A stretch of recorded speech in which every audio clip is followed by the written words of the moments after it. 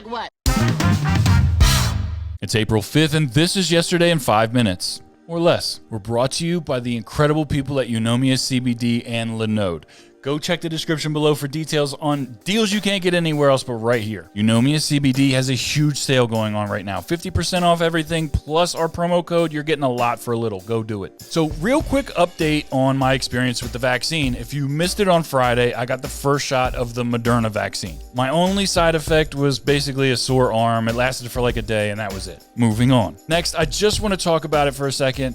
Obviously, I'm pretty new to YouTubing every day. It's pretty amazing. YouTube gives me a ton of useful information that I don't usually get with my podcasts. Like, it's easy to see that my Sydney Powell Thinks You're Stupid video has the most plays. But more than that, it's really cool to see what videos are keeping people engaged and watching longer. This helps me, hopefully, figure out what people, possibly you, want to see from me. Try to figure out what my lane is. Let me tell you a couple things that I found. People really seem to enjoy my movie reviews so far, even if a couple people don't agree with my opinion on Godzilla vs. Kong. Another thing I've noticed is that people seem to watch longer and stay engaged when I spend more time on one thing, do a deep dive, which is honestly great news to me because most of the time I feel like I'm rushing. For example, how do you know so much about the cicada invasion? Because I took the time to really explain it to you. Go watch episode 18 if you missed it. In conclusion, you can expect to see videos more focused on one or two things, as opposed to me rushing through 3 things all the time. Also, I'm really excited to make more review videos, and I'm going to try making some reaction videos as well. I'll probably post those at night.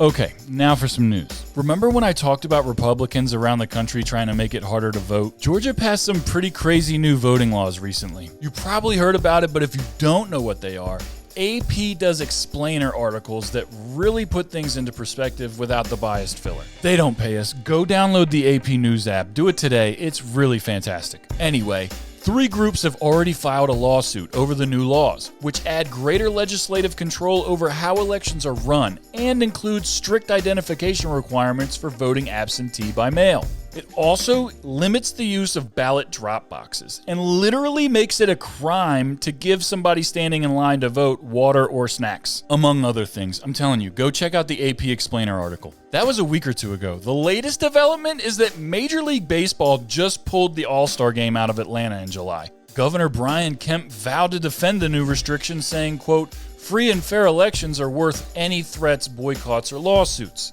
So far, Major League Baseball, Delta, and Coca-Cola have all criticized these new restrictions. This is all still developing, obviously, but all I can really say right now is that all these new restrictions seem really unpopular. The governor knows that, and it'll be really interesting to see where this goes from here. I'm all about trying to make voting better, and I recognize that in some ways, if you make voting better, it might make it harder. But making it a crime to give somebody water or snacks that are standing in line to vote is pretty senseless to me, especially in places like Georgia where they limit voting locations, causing people to stand in line for hours and hours. That's voter suppression. Anyway, I'm sure we'll get more into it as this all unfolds. There's a lot going on in the news right now, and I'm trying my best to keep up. Like, you've got the Derek Chauvin trial. If you haven't been keeping up with that, it's been really crazy. A lot of really wild testimonies. Maybe I'll talk about Joe Biden trying to erase student debt at some point this week. I also have to finish the last 2 episodes of Q Into the Storm on HBO. The first 4 episodes were fantastic, and I'm sure I'm going to talk all about it when I finish it. That's it for Yesterday in 5 Minutes. My name is Taylor Cooper. I hope you had a great Easter weekend. If you like this video, please make sure you like it down here. Subscribe, definitely subscribe, and share this with your friends. Go download the all-new MBN Network mobile app. It's free, it's new, it's awesome. You can listen to all the podcasts, you can watch all the videos, you can sign up for our Patreon, buy our merch, everything that we do is on the app. Here's where you subscribe. Here's the playlist for this show. Here's a podcast. Thank you so much for watching. I hope you have a great day. I'll see you tomorrow.